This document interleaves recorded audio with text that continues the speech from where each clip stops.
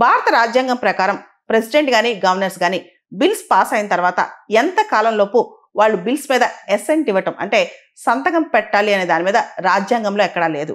దీనికి సంబంధించి ప్రెసిడెంట్ ద్రౌపది ముర్ము అసలు కోర్టులో అలాంటి ఇంపోజ్ చేయొచ్చా, ఇంత టైం ప్రెసిడెంట్కి గవర్నర్కి ఉంటుంది, ఇంత టైం లోపల వాళ్ళు సంతకం పెట్టాలి, సంతకం పెట్టకపోతే డీమ్డ్ అసెంట్ అంటే సంతకం పెట్టకపోతే ఆ బిల్స్ పాస్ అయినట్లు కోర్టులు పరిగణించవచ్చా, దీని మీద ప్రెసిడెంట్ ద్రౌపది ముర్ము గారు ఆర్టికల్ 143 కింద సుప్రీంకోర్టును సలహా అడిగారు.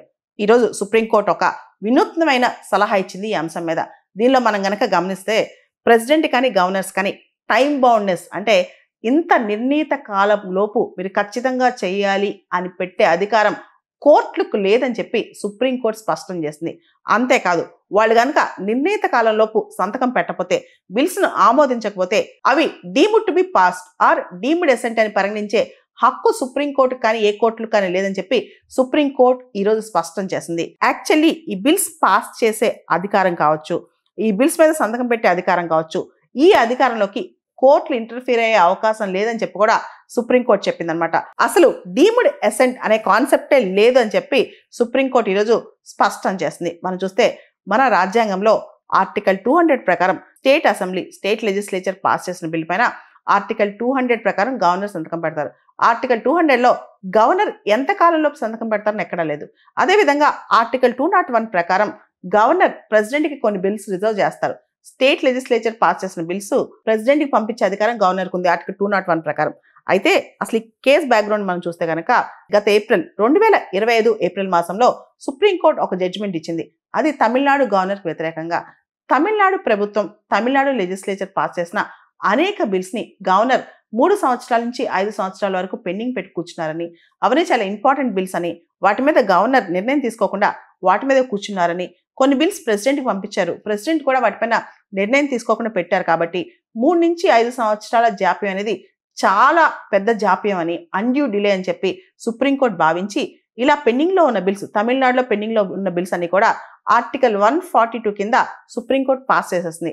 ఆర్టికల్ 142 అంటే కంప్లీట్ జస్టిస్, సంపూర్ణ న్యాయం చేకూర్చే దిశగా ఈ బిల్స్ అన్ని deemed assent, deemed to be passed అని చెప్పి చెప్పింది. వెంటనే తమిళనాడు ప్రభుత్వం ఆ బిల్స్ అన్ని పాస్ అయిపోయినట్టు గెజెట్ నోటిఫికేషన్ కూడా ఇచ్చి ఆ బిల్స్ చట్టాల రూపంలో తీసుకొచ్చింది అనమాట.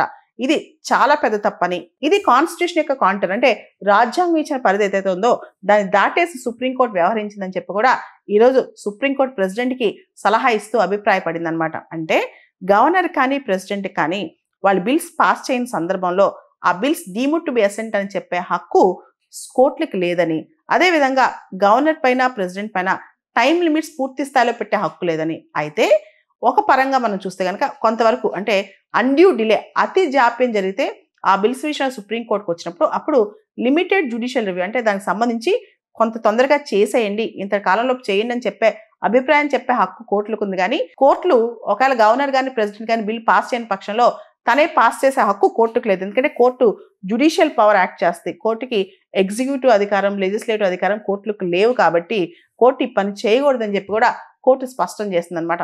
మనం చూస్తే తమిళనాడు విషయంలో కోర్టు ఇదే పని చేసింది. ఫస్ట్ టైం మన భారత రాజ్యాంగ చరిత్రలో గవర్నర్ దగ్గర పెండింగ్లో ఉన్న బిల్స్, ప్రెసిడెంట్ దగ్గర పెండింగ్లో ఉన్న బిల్స్ పాస్ అయినట్లు కోర్టు డిక్లేర్ చేసింది అనమాట. అంటే అది గవర్నర్ అధికారం, గవర్నర్ చేతిలో ఉన్న పని, గవర్నర్ పవర్ అనమాట. ఈ ఎగ్జిక్యూటివ్ పవర్ ను జ్యుడిషియరీ తీసేసుకోవడం చాలా తప్పని కూడా సుప్రీంకోర్టు ఈరోజు అభిప్రాయపడింది అనమాట. గతంలో మనం చూస్తే తమిళనాడులో చాలా బిల్స్ పెండింగ్ లో ఉండిపోయినాయి. తమిళనాడు అసెంబ్లీ పాస్ చేసిన చాలా బిల్స్ గవర్నర్ సంతకం పెట్టకుండా ఆపేశారనమాట. దానికి సంబంధించి 2025 ఏప్రిల్లో Tamil Nadu government versus Tamil Nadu governor అంటే తమిళనాడు ప్రభుత్వం ఒకవైపు, తమిళనాడు గవర్నర్ ఒకవైపు, ఈ కేసులో సుప్రీంకోర్టు గవర్నర్ కి డెడ్ లైన్ పెట్టింది.